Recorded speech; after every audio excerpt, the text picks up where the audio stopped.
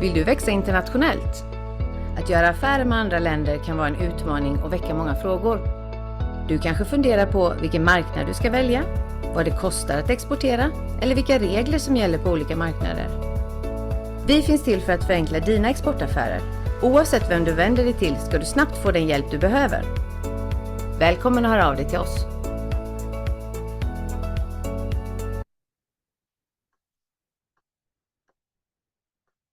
Hej och hjärtligt välkomna till dagens exportsnack som ska handla om ekonomisk företagsstöd. Magnus Lundström heter jag och jobbar som internationell rådgivare på Almi Jönköping. Och dagens gäster som alldeles strax ska få presentera sig själva är Joakim Svahn från Nefco Nopef och Anders Mårtensson från Rapid Granulator. Det här är årets sista exportsnack, men som vanligt så gör vi det här i samarbete med våra samarbetspartner, Region Jönköping.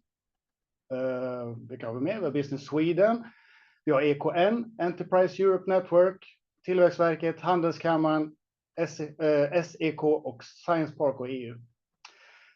Innan vi släpper in Anders och Joakim så tänkte jag på att presentera lite kort om regionens företagsstöd som vi har utöver där Joakim kommer presentera. Så om du är verksam i Jönköpings län och vill anlita extern kompetens så är du välkommen att söka några av de här checkarna som vi har. Det kan sökas av små och medelstora företag och i våran värld så är det företag som är 2 till 249 anställda och inte omsätter mer än 499 miljoner. Stödet kan du få upp till 50% och maxbeloppet är 300 000. Och den finns i 4 olika områden som är digitalisering, hållbarhet, internationalisering och produkt- och tjänsteutveckling. Så om ni går in på vår hemsida almi.se/Jönköping så får ni den regionen. Så kan ni läsa lite mer om vad som krävs eller vad ni behöver göra och vad man kan söka för där. Och är det några frågetecken så är det bara att kontakta någon av oss rådgivare så guidar vi er vidare. Vi kan också skicka ut en länk efteråt efter den här sändningen för att underlätta för er. Och nu så ska vi presentera lite grann av våra gäster då. Joakim från Nefco ska få möjlighet att prata om vad de har för stöd och utvecklingsmöjligheter för er företag som vill utanför EU och EFTA-länderna. Och sen har vi Anders med oss som ska få berätta lite grann hur samarbetet med Nefco har fungerat på deras exportsatsning. Så Joakim och Anders, hjärtligt välkomna och varsågoda. Ja, tack så mycket. Ska jag bara vi introducerar oss 2 först lite snabbt och sen så drar jag igång lite grann tänker jag så. Perfekt, låter som en utmaning. Jättebra, kul att vara här den här Lucia-förmiddagen online. Jag sitter här i Helsingfors i Finland idag där vi är baserade i Nefco. Men som sagt, Joakim heter jag, jobbar som finansieringshandläggare och rådgivare här på Nefco. Som jag kommer gå mer i detalj in på, men som är liksom fondförvaltare av det här Nopef-stödet då, som vi ska gå in i mer detalj idag. Så lite kort då, va? Kul att vara här. Ja, Anders Mårtensson jobbar då på Rapid Granulator AB i Bredaryd. Vi tillverkar kvarnar för återvinning av plast och jag driver då försäljning och marknad i våran koncern. Japp. Perfekt, men då kör vi igång här. Jag har en liten presentation som jag ska dela. Så ska jag bara se. Tekniken funkade här innan. När vi testar ska vi se om de gör det nu också. Spännande. Precis. Jag hoppas att ni ser någonting nu. Där kom det. Perfekt. Perfekt. Ja, nej men jättekul att få vara här idag och få presentera Nefco och Nopef för er region här. Om jag hoppar direkt in på det. Nefco, den organisation som jag representerar här idag, är ett nordiskt finansieringsinstitut. Så vi ägs av de nordiska länderna gemensamt. Och vår styrelse består av representanter från respektive lands miljödepartement. Och vi grundades 1990 med syftet, just med tanke på vår ägarbas och den styrning vi har från Miljödepartementet, så är vårt syfte att finansiera projekt, aktiviteter och bolag som har en positiv inverkan på miljön. Och det har vi gjort sedan 1990 då. Det affärsområde som jag representerar, just fokuserat mot nordiska små och medelstora företag, är relativt nytt. Det grundades 2019, så innan dess har det varit mer ett fokus på andra miljöområden. Och som sagt, vi är baserade här i Helsingfors i Finland, men vi jobbar då med bolag i alla de nordiska länderna då. Och vårt huvudsyfte då är att accelerera den gröna omställningen, och det gör vi genom att finansiera nordiska små och medelstora bolag med gröna lösningar och som är i behov av finansiering för sina internationella tillväxtsatsningar. Så Nefco som helhet som organisation fokuserar primärt på, så att säga, marknadskompletterande finansiering, marknadskompletterande lånefinansiering. Så jag brukar enkelt säga ibland att vi är som ett nordiskt Almi, men med ett nordiskt Almi företagspartner med ett fokus på just på internationalisering och specifikt på gröna lösningar, om man säger så. Ja, det är ett fantastiskt komplement för oss, så att det är kanon av det här idag, Joakim. Ja, perfekt. Och så det är de här två lånefinansieringarna som vi erbjuder, men just fokus för idag som vi ska kolla på är den här bidragsdelen som man kan söka och som också är ett instrument som vi erbjuder för bolag som står inför en expansion internationellt då. Så NOPEF kallar vi det här bidraget då. Och det här är egentligen inte Nefco det är inte våra pengar, utan vi är en fondförvaltare av Nordiska ministerrådets pengar. Så den här fonden har faktiskt funnits sedan 1980-talet, men Nefcos del, vi tog över den här fondförvaltningsuppdraget under 2014 då. Men det här riktar sig till bolag som har egentligen identifierat en möjlighet utanför EU-EFTA, alltså ett projektland utanför EU-EFTA, där de har sett en möjlighet att expandera sin verksamhet, utvärdera en internationalisering till det landet, men är i behov av att genomföra en liksom gedigen förstudie för att förbereda och utvärdera den här internationaliseringen, se om det här är en bra steg för oss att ta i den här riktningen. Och det erbjuder vi till bolag då som är små och medelstora företag med gröna lösningar. Här kommer vi in då med ett riskavtäckning på 50% av kostnaderna som egentligen man har i samband med en förstudie. Och de kostnader som vi kan täcka här är egentligen, man kan säga, det är allting som härrör till ett förstudiearbete.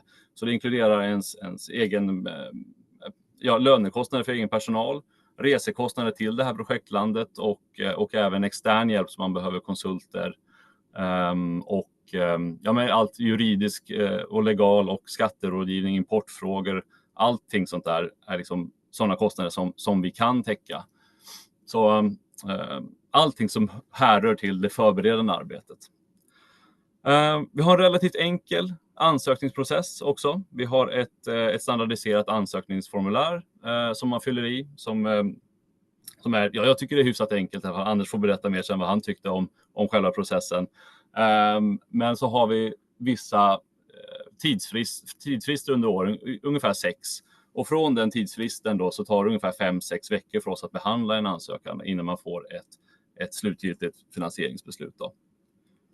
Och det som kan vara värt att nämna här också att vi accepterar ju ansökningar året runt. Och från och med att man skickar in en ansökan, då kan man börja upparbeta kostnader för förstudien då, som kan vara liksom, vi kan täcka. Så man kan påbörja förstudien på egen risk så fort man har skickat in en ansökan innan man har fått beslutet då. Så ja, det jag vill highlighta här är väl också att vi har fokuset på riskavtäckning på själva förstudiedelen. Och när vi säger att förstudie för internationalisering, då kan man kolla på 2 typer av avenyer. Så då har vi en förstudie för antingen att utvärdera och förbereda en etablering av ett dotterbolag eller joint venture, alltså en etablering av en verksamhet i det projektlandet. Eller så har vi den avenyn att vi kan vara med och förbereda och utvärdera en pilot, eller vad ska man säga, implementeringen av en pilot eller demonstrationsprojekt. Gemensamt för båda de här är ju då liksom att NOPEF, där vi kan vara med och stötta kostnader, det är just i det här kostnader relaterade till det här förberedande skedet. Så inte det här efter själva liksom etableringen eller implementeringen av piloten, utan det förberedande arbetet. Det är där som NOPEF har liksom vårt, vad ska jag säga, mandat eller roll att hjälpa bolagen med att stötta de kostnaderna. Jag tänkte bara flika in det lite, Joakim. Ja. Är det några frågor så ställ dem i chatten, så besvarar vi dem så fort vi kan. Och om vi hinner under sändningstid så gör vi det här och nu. Annars så besvarar vi dem efteråt. Så kör på, Joakim. Jättebra, tack Magnus, tack. Och när man kollar bara på vad NOPEFs, vad ska man säga, bidrag är, för jag kallar det ett bidrag, men det ges faktiskt som ett räntefritt villkorslån. Så när det ligger som på balansräkningen som en skuld då, hos bolaget, men det är ett räntefritt villkorslån, och villkoret för det här lånet är att man ska rapportera en gång i året kring en ganska kort statusuppdatering på hur förstudien fortskrider och när den väntas avslutas.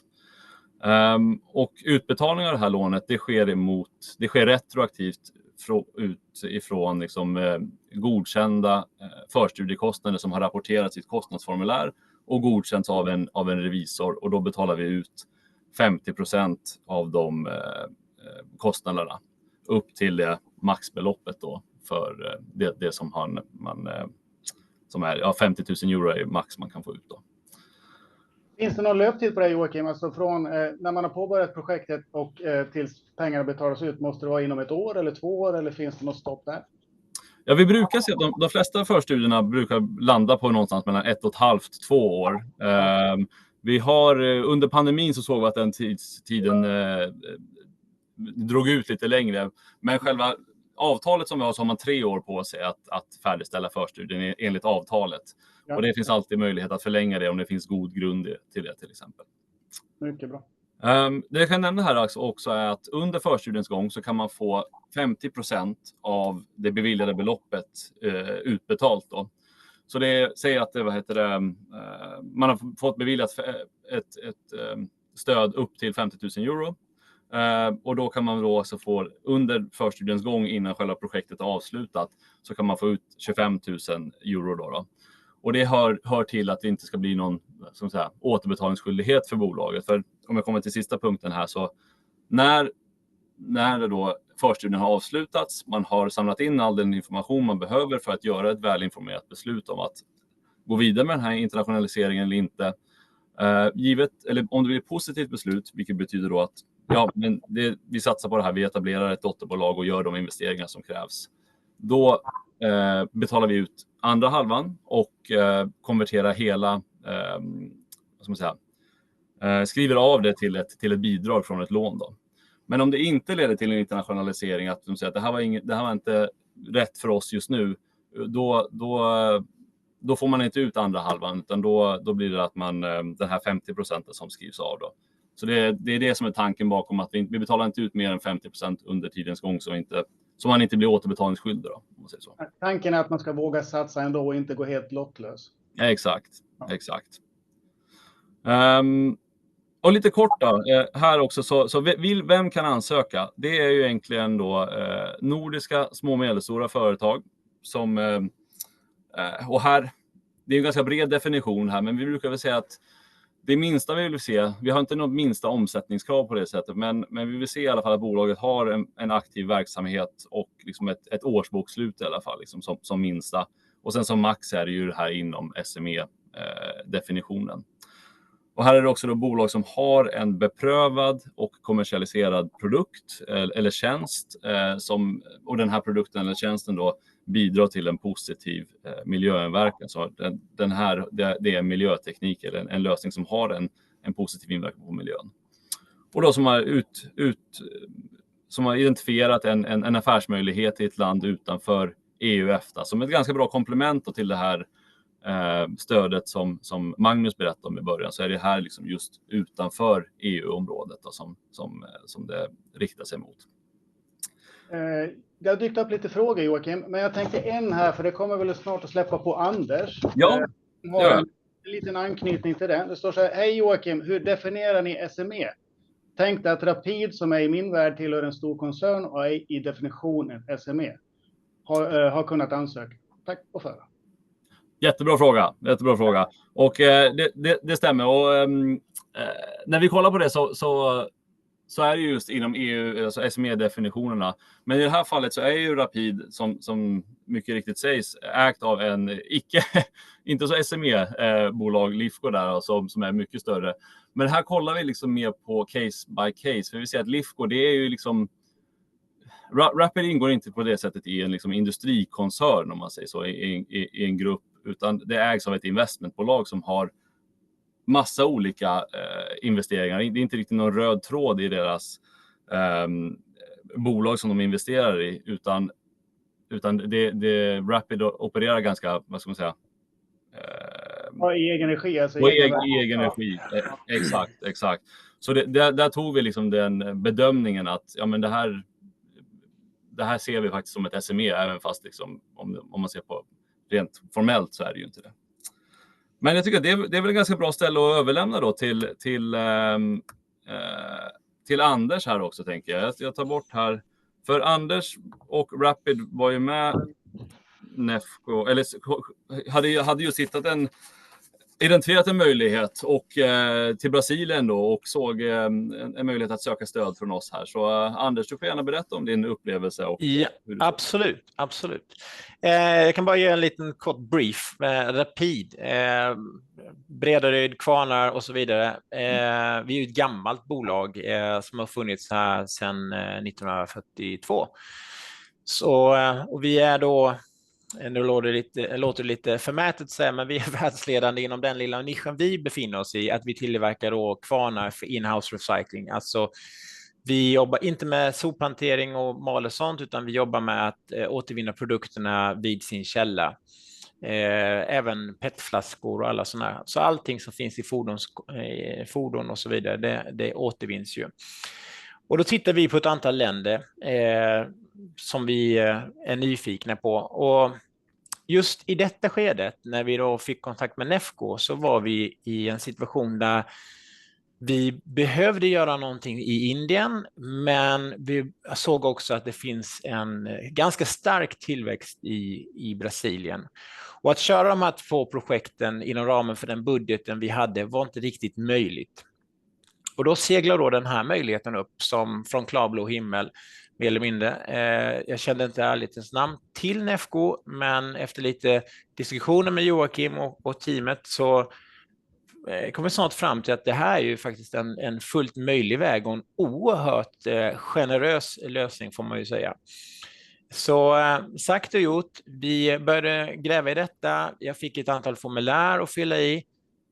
Och det var verkligen, det var som du var inne på Joakim, det var liksom inget oöverstigligt, utan det var lite rapport om vad vi gör, vad vi är och något bokslut givetvis för att visa att vi har någon form av existensberättigande.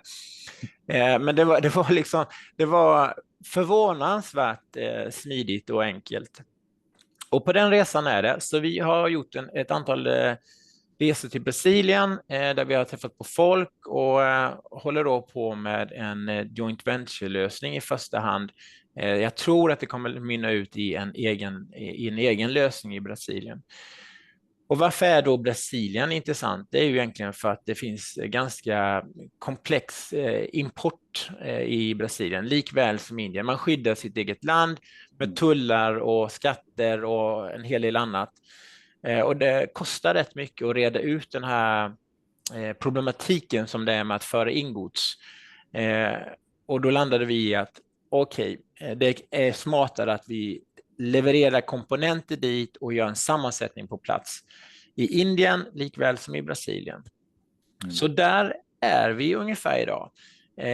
Vi har kommit igång till en viss del både i Brasilien och i Indien, men i caset Brasilien då så har vi faktiskt fått hjälp av Nopef då.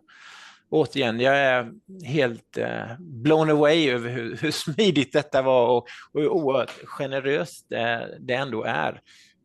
Det har ju möjliggjort oerhört mycket för oss, får jag ändå säga. Så det är kul att jobba med Nopef. Och de här rapporterna som du var inne på, Joakim, innan, de är ju...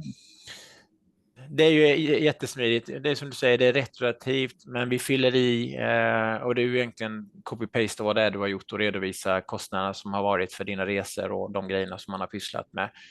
Så det är också väldigt smidigt. Ni har ju ett system som är synnerligen enkelt att hantera. Så mycket imponerande. Jag kan varmt rekommendera alla som har några som helst funderingar att gå till ett annat land i någon form. Nu behöver man inte hoppa in i Brasilien eller Indien, för det är ganska komplexa länder. Men i någon annan form så finns ju de förutsättningar också för att få hjälp av Nopef då med bidrag för att göra en utredning. Och sen finns det ju givetvis ett kontaktnät också. Ja, vad kul, Anders. Och jag tycker också att er lösning också passar ju väldigt väl in på, vad ska man säga, Nopef och Nefcos miljömandat, just efter det här med återvinning av industriellt, vad ska man säga, plastavfall, liksom i plasttillverkning faller ju väl inom cirkulär ekonomi. Och speciellt också vad vi tittar på är också vad är miljöfördelarna i projektlandet. Och det tycker jag var väl formulerat i ansökan också, att Brasilien är inte riktigt där i samma grad heller som kanske många delar av Europa är med plaståtervinning på plats hos tillverkande industri. Så det var också en väldigt intressant aspekt som vi tittade på. Men väldigt kul att höra att var någonstans, Anders, skulle du säga att ni är på er resa? Är ni halvvägs eller är ni snart i mål? Eller hur ligger det till er? Vi är ju mer än halvvägs i våran resa, absolut. Och det har varit alltså lite förvånansvärt smidigt, får jag väl ändå säga. Sen har vi haft oerhört stor fördel just i caset med Brasilien, så har vi då fått kontakt med en svensk konsult på plats som har varit där i mer än halva sitt liv och jobbat med att hjälpa svenska bolag. Så det är ju klart som tusen att det är värt hur mycket som helst när man hamnar i en sån fördelaktig situation. Sen finns det ju en lång historia som går, jag tror det är tillbaka till 60-talet någon gång, med Volvo och Scania och deras etableringar i Brasilien. Så Brasilien är Sverige är ett välrenommerat land i Brasilien och känt på alla sätt och vis. Så det är många fördelar med det. Sen är det ett komplext land, det ska man ha väldigt klart för sig. Det är mycket att lära. Ja, men jag tycker att du var inne på det också, Anders, det här med nätverk och kontakter, att man liksom får söka den hjälp som finns och bli guidad fram. Ska vi ta och passa på att beta av lite frågor? Nu ska vi se. Miljöteknik, Joakim. Kan du berätta lite mer om hur ni ser på det? För vilka företag, inom vilka branscher är det aktuellt? Och hur skulle man kunna förenkla den? Ja, men det är en bra fråga. Och här är egentligen, vad ska man säga, att vi är sektoragnostiska. Vi kollar på alla sektorer egentligen. Vi kollar inte bara på CO2-ekvivalenter, även om det är viktigt också såklart. Så länge vi ser att det finns en positiv och mätbar miljöinverkan med den produkt eller tjänst eller lösning som bolaget erbjuder, så är vi intresserade av att kolla vidare på det. Och då kan vi alltid ta ett samtal för att se passar det här in på vårt mandat. Ja, men det är väl egentligen också att se vad är den alternativet idag till den teknologin eller lösning som bolaget erbjuder. Och det kanske kan vara att det är ganska standard i Sverige. Men om man ska till exempel till Indien eller något annat land där base case kanske är annorlunda än vad det är här i Europa. Och den här lösningen kommer med betydande miljöfördelar, vare sig det är energieffektivisering eller resurseffektivisering. Så skulle jag säga att det passar in på mandatet. Ja, mycket bra. En till fråga då, och till dig, Anders. Hur rapporterar ni och hur långt för förstudieprojektet? Ja, vi rapporterar ju en gång om året till Nopef med våra kostnader då, som vi gör ju utläggen givetvis själva, och sen så retroaktivt får vi då tillbaka det utlägget som vi har gjort. Och som projektet då, där vi räknar med att vi kan klara av det inom ramen för 2 år, och vi är ju strax där, kan vi säga. Ja. Finns det några hinder där, Joakim, att rapportera mer ofta, eller? Alltså kvartalsvis kanske, eller halvårsvis? Nej, alltså det ska komma in en per år, men i samband, om man kan begära en utbetalning tidigare än så, och då behöver man skicka in en statusrapport i samband med det också. Så det är statusrapport och så är det kostnadsrapport. Så om man vill skicka in en kostnadsrapport, då behöver man också statusrapportera i samband med det. Så att vi kan koppla de två tillsammans. Så. Ja. Men det går absolut att göra tidigare än ett år också.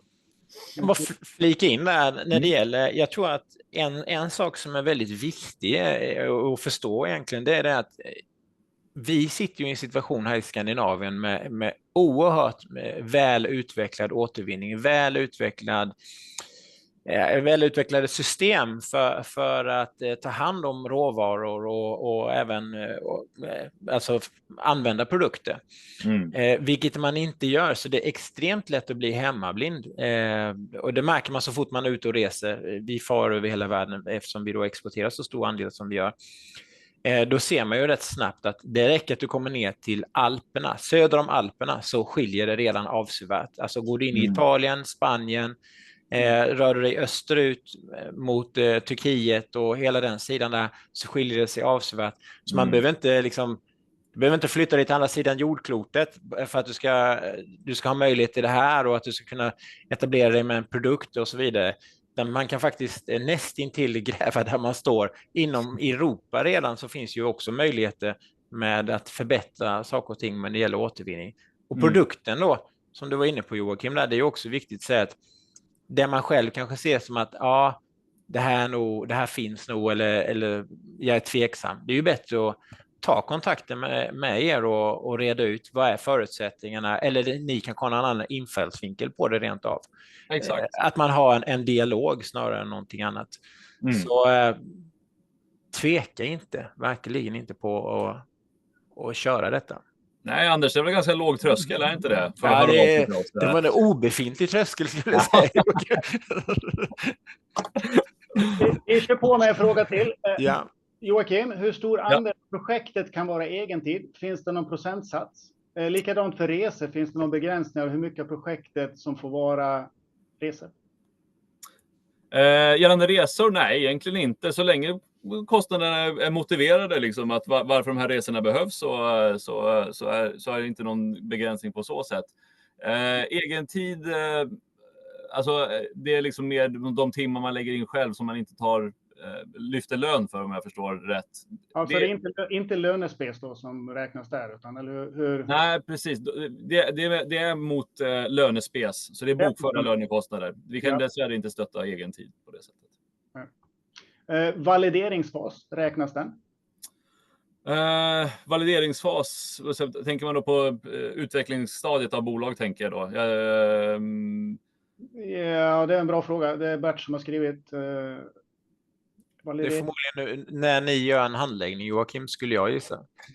När ni validerar huruvida man är berättigad eller inte. Ja, det var du nog inne på innan. Va? Ja, precis. Ja, okej, men då är jag med. Om vi går på validering där, så det är ju när man skickar in en ansökan så gör vi en initialbedömning. Och det är inte så att vi stänger. Vi tar emot en ansökan och sen så säger vi, så blir det, vad säger man, gardin ner och så kommer vi med ett beslut sen. Utan har vi uppföljningsfrågor och tvekar på om det är uppfyller behörighetskriterierna, så hör vi av oss och följer upp med ett samtal och uppföljningsfrågor. Men det är därför vi också brukar säga att det är bättre att ta ett samtal till oss eller skicka iväg ett mejl innan, så kan vi alltid diskutera en kort sväng innan om det här passar in inom NOPEFs ramar, om man säger så. Vi klämmer in en sista fråga, eller vi har två. Right. Vi får se. Antar att Norge är okej då. Vi skulle vilja komma igång med försäljning där. Är en agentur bra? Vi har en kille som är sugen på att ha en sån. Dessvärre, Norge är inte. De är del av EFTA, så European Free Trade Association. Så det är EU, utanför EU och EFTA-området. Så i Europa så är det väl UK som är aktuellt. Okej, UK räknas det. Ja. Men Morgan, välkommen att vända dig till Almi. Exakt. Och sen har vi sista här då vi kan klämma in. Om du kan ge några fler exempel på företag som har tagit del av stödet. Oj. Det är otroligt många. Jag tror vi har haft sen 80-talet då det började, så är det över 3000 bolag som har fått stöd på det här. Men jag vet att Ett svenskt bolag vi hade nyss, eller som tidigare fått, som skulle till Chile, också Sydamerika. Vad heter de? Scandinavian Enviro Systems, som gör pyrolysanläggningar för däckåtervinning. Etablerade ett joint venture tillsammans med Michelin, däcktillverkaren i Chile. Har varit ett ganska lyckosamt case. Vi har också tidigare stöttat Oatly, havredrycksbolaget, innan de blev till de storlek de var i deras satsningar i USA. Så det är en bred palett av bolag och liksom sektorer. Så det är egentligen, finns det ett miljöintresse på någon del av hörnen, så kan vi liksom kolla på vilken sektor och bolag som helst. Kanon. Killar, tiden går fort när man har mycket att prata om, och där skulle vi kunna köra på i timmatal, känns det som. Tiden är slut. Vi får ge ett stort tack till både dig, Joakim, och Anders och alla av de som har lyssnat. Passa på att önska trevliga helger framöver och koppla av, ladda batterierna inför 2025. Och tveka inte att kontakta någon av oss, Joakim eller Almi, om ni har några frågor, så slussar vi vidare och vi gör allt vi kan för att hjälpa er. Och håll utkik efter nästa exportsnack som kommer. Vi hoppar igång igen i januari med massa nya ämnen. Stort tack för idag. Tack själva. Tack så mycket. Ha det så bra. Ha det gott. Hej då. Hej.